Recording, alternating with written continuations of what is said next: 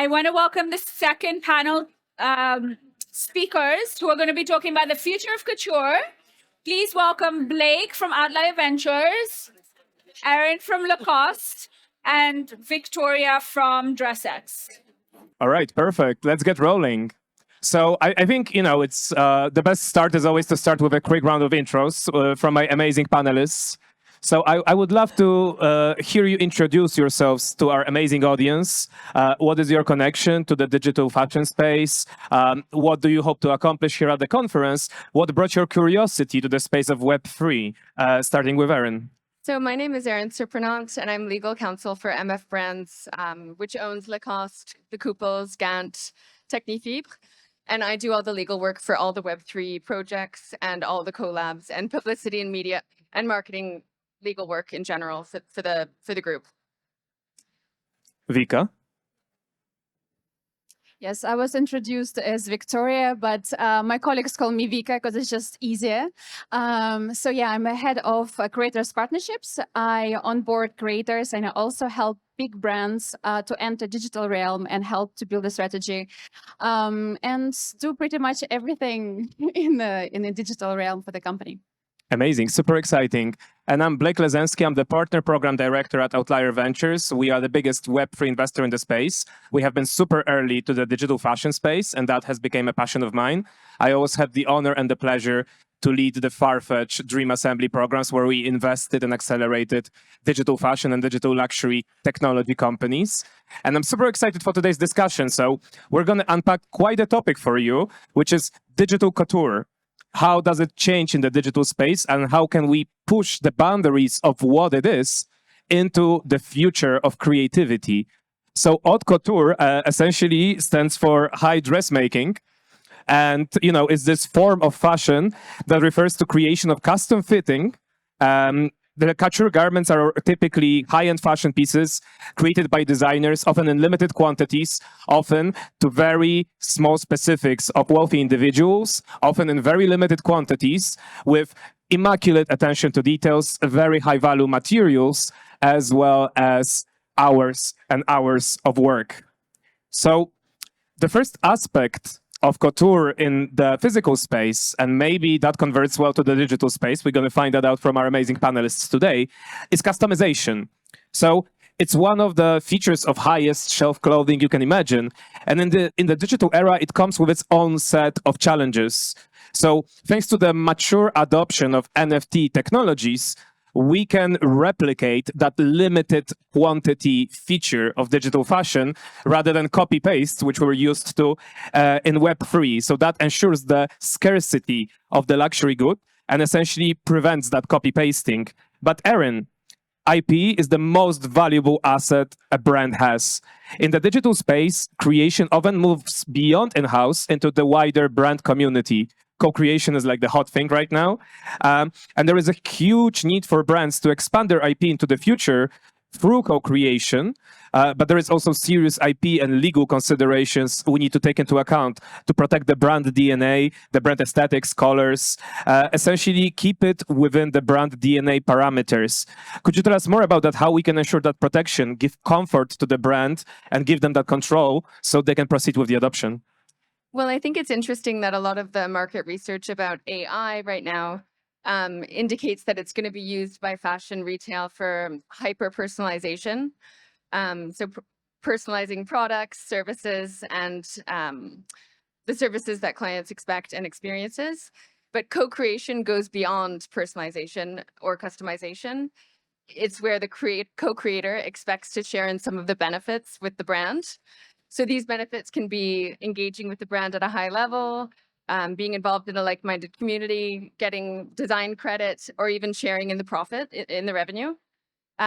Nike ID was one of the first well-known co-creation projects. It started off as a customization tool that was offered in their digital flagships, and they turned it into a competition where 3 designs would be selected from the public that would be produced as new product lines. But from what I gather, it's moved back to just a customization tool on their website. This is not surprising because co-creation requires long lead times and a lot of internal cooperation. it's not just about staying true to the brand aesthetic, but also to intellectual property considerations. If brands dilute their IP too much through co-creation, there's a risk that they lose some of the protections that IP offers. So different co-creation projects have handled this in different ways. Lego, while not a fashion example, they publicized visual identity guidelines and intellectual property guidelines on their website for their co-creation project, where if creators don't adhere to those rules, their submission is rejected by the platform. Whereas Tommy Hilfiger, I know, did a co-creation project recently, and they had an internal committee decide whether the co-creation project or submission should be accepted. So you see that the filtering in terms of intellectual property rules, the respect of the intellectual property rules can happen either at the beginning of a project or closer to the end of the project. There's other legal considerations in launching a co-creation project. For example, are there tax implications if there's revenue sharing? How do brands keep track of what the co-creators are owed? And that's where I think NFTs could be used to keep track of what the co-creators are expecting to be shared with them from the brands. That's fascinating. And how deep does the IP consideration goes? We just had a very interesting panel here at Future Plus Fashion Track at NFC Lisbon that was talking about using generative AI for the brand purposes. But as I understand, even the data that the model is trained on cannot be just any random data from the internet. Could you tell us more a bit about that and how to kind of avoid those pitfalls? What kind of data sources could be used to train models in a way that it's still within the brand IP? Well, intellectual property rules encompass design laws, trademarks, and copyright considerations. And basic clothing items are not normally protected by copyright because a t-shirt is a t-shirt, unless there's maybe a performance enhancing design or material used. So then it gets into whether they're reproducing a trademark of a company or a design on which clothing is made. Intellectual property law is vast, and you need to consider the actual underlying design, logos, trademarks, colors, etc., and copyright. I can't give a one answer to cover all of that, but those are some of the considerations. All right, amazing. Dear audience, now you can tell what is a licensed design from what is essentially a glorified counterfeit. Thank you so much, Erin. Vika, DressX is at the forefront of digital wearables customization and, amazing team of people, amazing friends. Your recent collaborations connect Web3 with Couture Fashion.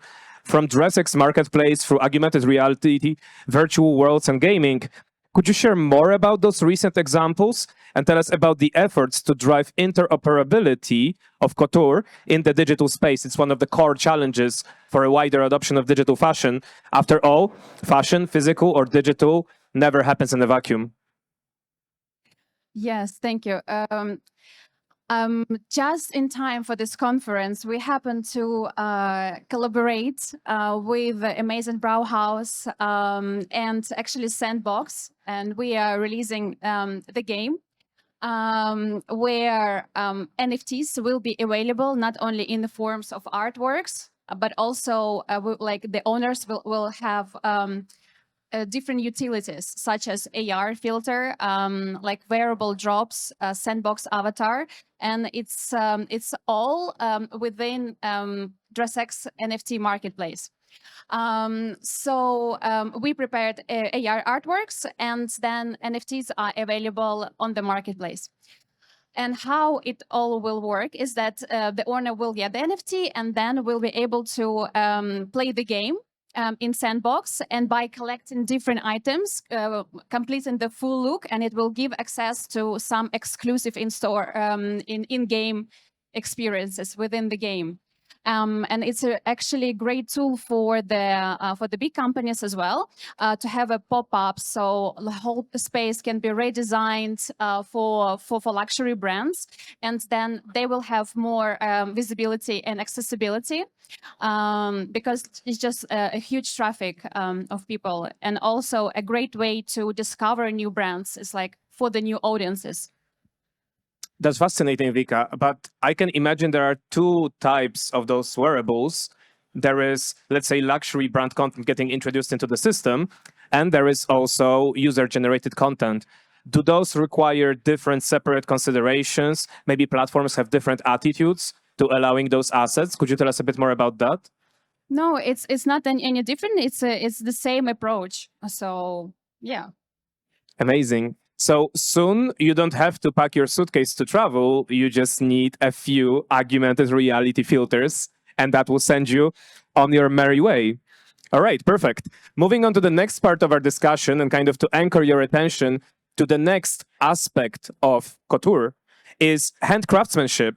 So that's another core feature, right? Significant amount of work that is done by hand, ensuring a high level of detail and quality.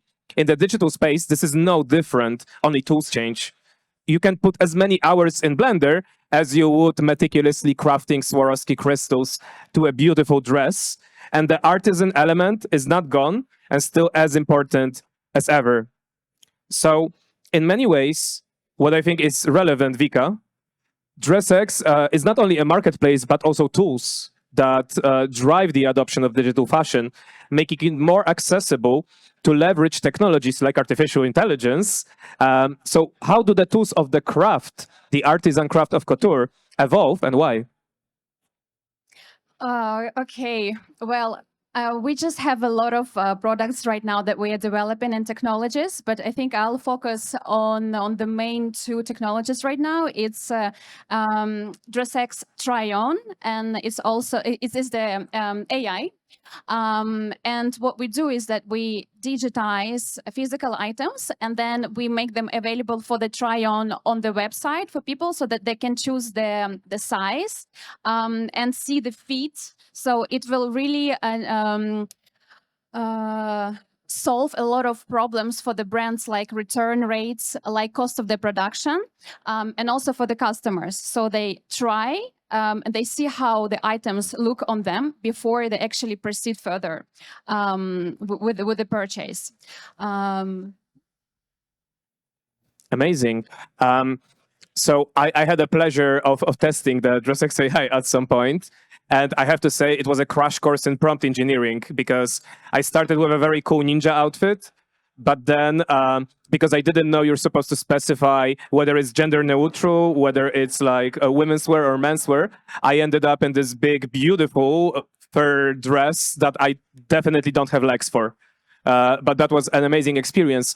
And do you think there is still a way to replicate materials in the digital space? This is also another aspect of couture.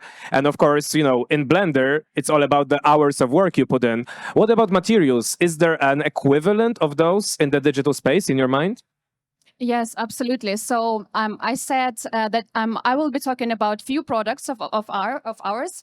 So it's a DressX Try-On, and it's mostly for the for e-commerce for the big brands. And also there is a DressX Gen AI, where you can go to Discord, you write the prompt, you upload your picture, and then you receive your picture wearing this generative item within seconds.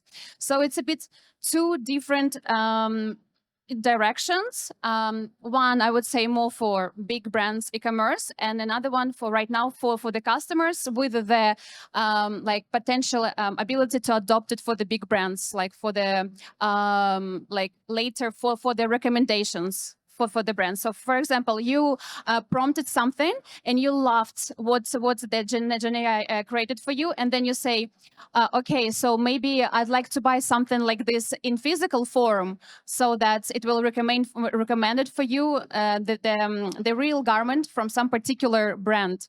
And therefore, yes, you can replicate the texture because using the DressX try-on for the big brands, we still use, like a digitizing process and craftsmanship, not only the trained model. So there is still a lot of, I would say, like human touch involved there. So yeah, so it's quite easy to replicate. Amazing. So it's also a whole new way of getting insights about customer preferences through the output Exactly. of AI. Yeah. And yeah, true. first when I created with this, I loved, and then I laughed based on what it and can our audience try it today? Is it already rolled out to the public? Yes, absolutely. You can go to it's already on the website. It's DressX.me. What you do is just simple: upload your picture, write a prompt, and you receive your picture wearing like a very creative garment within seconds. And also through Discord, if someone is a big fan of Discord, DressX channel prompts picture. You write your prompt, within seconds you receive a picture. It can be also used for the mood boards, for like creative inspiration, for like it's just endless creativity tool. So, dear audience, now you know what you're doing when you're waiting from your flight back from Lisbon. You're going to have a wild ride with DressX AI. Erin, just before we all came on stage, we were showering you both with compliments about your outfits, and I think very rightly deserved. Are the physical garments different from what people want to wear in the digital realm? How can this become an advantage to a brand? Well, I discovered DressX because our companies worked together on a project. We launched a 5-piece collection on Roblox and on Zepeto a few months ago together. I've become a big fan, and I was shopping on DressX for myself, and I was looking for some neutral workwear. But in the end, I was drawn to the more fantastical, otherworldly stuff that you have on DressX. And I think it's an example of how you really need to engage with a lot of different digital fashion tools. Like I was chatting about with somebody last night to understand it and become a fan of it. In the end, I didn't want something hyper realistic, which to me would have looked potentially just like a photo of me wearing physical clothes. And it made me think of this concept of uncanny valley, which probably a lot of people in the audience are familiar with because a lot of tech nerds here. But it's a term that was coined by a Japanese robotics professor in the 1970s. And it's used to describe this phenomenon where humans are disturbed by something hyper realistic or that mimics something that is human but is not. And I think this could explain why the animated look of a lot of digital fashion and what DressX is offering with their proprietary technology is actually so appealing. We don't necessarily want digital fashion to look like a flat image or realistic. It could actually be an asset that it looks otherworldly. But of course, there's no limit to what digital fashion can be used for. I think you're touching on a very important aspect. Fashion is always about identity expression. When we work with avatar technologies, we had a very curious learning from it. People do not always want to be themselves in the digital space. Their style or even customer behaviors can be different in the digital space. They might want to be of different gender. They might want to be a dragon. But I think it's very interesting what would be your idea of a perfect otherworldly feature of an outfit? Something that a dress cannot do in real life, but it can do in the digital realm. Well, somebody from DressX dressed me as a mob wife, also in a long fur coat. So I think I'd go for that. No, I love that aesthetic for you. Perfect. So moving on to maybe the next aspect of couture, which is designer's vision, right? We know those famous couturiers. They were all visionary, kind of innovators of their time in many ways. Recently, I think there was a show about Balenciaga. And also everybody knows the story of Chanel, very brave thinkers of their time. So couture design offers showcases the creativity and artistic vision of the designers pushing the boundaries of fashion.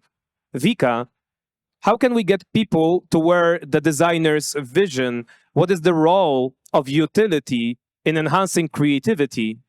Is AI a substitute or a steroid to the designer's creative vision? What's your take? Okay, yeah, I'll answer your question in a second. I just wanted to say that my picture was generated with DressX Gen AI. I wrote a prompt, something like futuristic silver dress, and uploaded my picture and got it within seconds. So I was like, yeah, I'll use it for this panel. So anyway, yeah, so we are creating the technologies, DressX, to disrupt the industry, but rather give a powerful tool for the creators to enhance their creativity. So that definitely is like no people have to be scared about AI, but rather not knowing what AI is. This is scary when you have a lot of new tools and then you're just not aware of them. This is scary, but you have to educate yourself and then implement them. Yeah, so definitely not. Our mission is not to replace the creator's mind and creativity and use only the tools. No, but help creators to actually enhance that ability of creative thinking. Amazing. Again, it comes back to the tools, right? AI just being a tool for creativity rather than a replacement. There was a very interesting consideration whether AI can create art. There is a great book, When Machine Made Art, and I think the outcome, the conclusion of that book was that as long as there is an artistic intention behind it, it is art, and it's just analogous to a paintbrush. Yes, I think that's the answer is simple. That's I mean, maybe there are some really evil minds creating something to replace, some human resources. But from my experience, and what we are working on is to really help and provide the tool for the creators to express themselves to the fullest. So I would just rather suggest, go explore as many AI tools as possible and to understand it better for yourself and to make your abilities. So it's it could become your superpower, so there is nothing to be scared of. And in your work with creators, there is so much new opportunities and new tools, but that also creates a whole set of kind of problems. What would you say is the biggest need or a biggest challenge for creators right now? I think that switch that happened kind of pretty much over the night, that suddenly AI was there and people were just not ready to give up on some of the tools they were using, like softwares like Blender and Cloth 3D and things like this. They don't have to, but blending those together, I think would be an answer for the future. Amazing, amazing. So, Erin, coming back to the otherworldly paradigm of fashion, how much should it stay true to the designer's vision? How do we control that representation of the vision that also links to the earlier argument about intellectual property? What are some concerns, fears, or limitations that as brands, as well as legal considerations of broader digital asset ownership? Well, digital fashion can be reproduced and shared online so easily and so quickly, much more than physical items in the real world. So brands have to be mindful about the conditions around copies, resale, and secondary profits.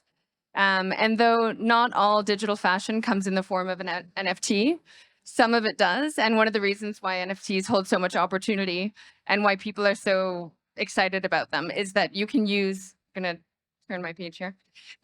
You can use the smart contract encoded in the token to set forth rights and obligations, or simply what it's possible to do in legal terms, with an associated digital or physical asset. The asset being a digital pair of sneakers, like the kind you might find on DressX, or a physical pair of shoes like I'm wearing right now. These rights and obligations should also be set out in a separate, more traditional contract, in the forms of terms of use or terms of sale that would accompany the transfer of the token. So let's say a user possesses an NFT. Depending on what the smart contract says, as well as the accompanying contract, the user might not hold the full array of intellectual property rights for the asset tied to the token. Like the media coverage of NFTs often fails to make this distinction. So for example, while not a fashion example, some of you might be aware that when Jack Dorsey, the former CEO of Twitter, turned his first ever tweet into an NFT, The tweet was just setting up my Twitter. He sold it. He sold the NFT for 2.9 million USD using the help of a platform called Valuables. Not bad. Yeah. But when he sold it, he didn't sell the right to reproduce the tweet, which would have allowed the buyer of the NFT to print it on a t-shirt, for example, which might come as a surprise to a buyer if they're not aware of the contractual fine print or the smart contract. Instead, the platform advertised the sale of that NFT as an autographed certificate of the tweet, and made it clear that the purchase of the NFT didn't transfer the copyright of the associated asset, the tweet itself. So a brand can harness tokens to specify whether a user can modify, sell, or wear the digital item in a different virtual world, for example, or not. And we see that NFTs can be used to fractionalize rights in a way that's to their advantage. You have this amazing perspective on the legal aspect of what is such a new domain. And through our conversation also with Vika, AI has been kind of sneaking into the conversation here and there. I'm really interested in your take on provenance. How do you think we can solve challenges of your intellectual property being used as input into generative AI? How then you retain the rights? How can you make sure that you get incentivized for your creativity being used in the process? And finally, what are the legal implications of differentiating between something that is human-made and something that is generated by AI? I think there was this moment of controversy with Italy and ChatGPT that was related to also IP considerations. I would love to hear your take on it. So far, the work that I've been doing is more on specifying what rights a buyer has when they buy a digital fashion item. For example, when we buy something, a physical item in the store, you expect to be able to do what you want with it. If you want to cut off the sleeves of your t-shirt, you can. If you want to take a photo of yourself wearing the t-shirt and send it to a friend, you can. If you want to sell the item, you can. But do brands want these same rights attached to digital fashion items? Brands might not want users to be able to make profit or build a business around reselling their digital item, or they might not want unregistered IP being mixed with their IP. They might not want their logo to be modified in any way. So these are things that we're thinking of now when we're working on digital fashion contracts. Fascinating times. Indeed, the future is now, am I right? So, my dear audience, well, I think the verdict is clear. Digital couture is as relevant as ever. The beauty still reinvents itself. It's a new paradigm of beauty. Tools change that are being used, adapt, but that also allows for completely new possibilities of fashion as means of self-expression. So I think we have some time for questions to our amazing panelists, and they have all the answers. Of course, you can also ask me. So no such thing as bad questions, and I promise no such thing as bad answers, particularly on this stage. So do not be shy. All right. Thanks so much. Really great, interesting talk. And I love that you actually tapped into AI as well, a continuation of our panel talk. So I forgot to mention that I'm a fan of DressX AI. I really love it. Thank you. I've done already prompting and outfits. But I actually have a question about this so what's next for this Gen AI DressX? Like, obviously, right now I feel like it's so generous what you did as well for the community about onboarding and having people to like actually. No, okay, because I was just like wondering what's the next step for Gen AI DressX? Is it like turning into like actual outfits you can buy as a wearable, or I'm just curious where it's heading. Good thinking. So we are right now developing a couple of directions that it might possibly take. But one of the directions is that you create something and you adore the look of it. And you're like, okay, so what's next? So what do I do with it? And then our idea is to be implementing this tool to the brand's websites where then we can recommend which item you can get, which is very similar to what you generated and what you can actually purchase in the store. So, like all these bots that are kind of your AI assistants, so that now you can actually, have your assistant with that question, if that answers. Thank you. All right. Any more questions from the room? No need to be shy.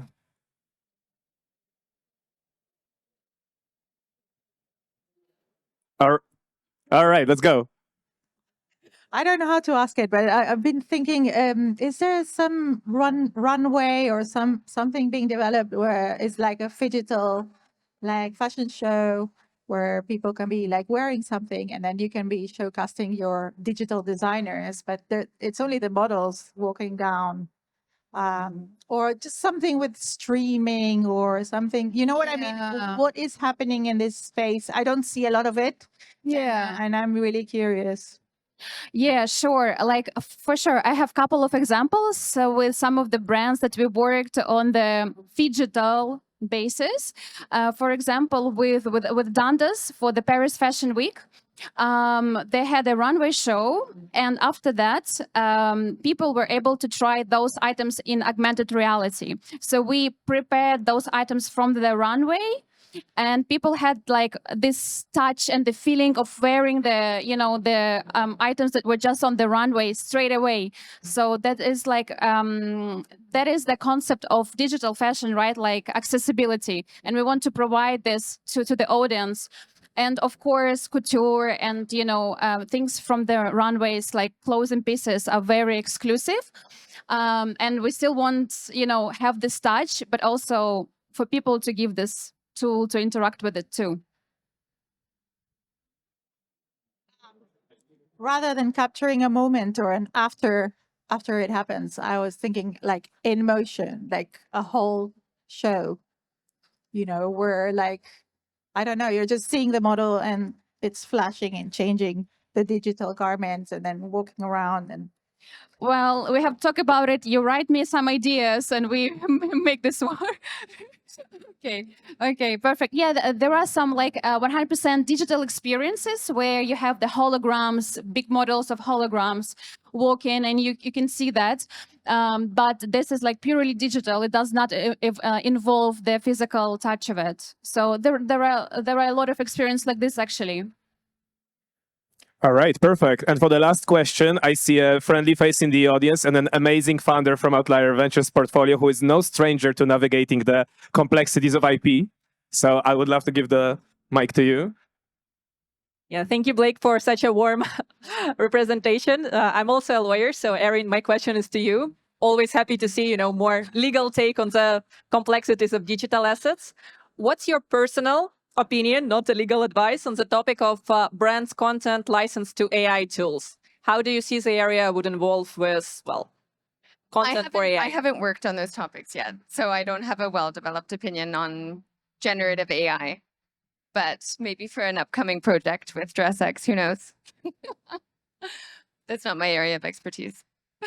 Are you more on the side that brands should be licensing to AI tools and thus creating a legal and transparent way of providing content to AI tools? Or are you more on the side of companies who are completely forbidden any AI use cases with their IP? As a fashion lover and somebody who is interested in the arts and culture, I like the idea of brands licensing their IP to tools like DressX. I know the New York Times was engaged in some litigation about their content being used to train LLMs, with the idea being that if people reverted to ChatGPT, for example, to get their news, then it would put the New York Times out of business. So in terms of journalism and fact-finding, I err more on the side of protectionism for the big media outlets, but fashion and creative pursuits, I'd be in favor of whatever would help DressX's development. So. Okay, thank you. All right, perfect. Dear audience, you heard it here first. Not financial advice, not legal advice, fashion advice, maybe. But now I want to ask you for a warm round of applause for our amazing panelists, Erin, Vika. Thank you so much for being with us. And of course, a huge thank you to Ashmi and Camille and our friends from Future Plus that allowed us to be here in the Non-Fungible conference. Vika, please go ahead. Thank you so much. Thank you so much to you and for hosting us. And also I want to say that, guys, if you have any questions that you don't want to ask in public with microphone, come to me and we discuss. Okay? Thank you.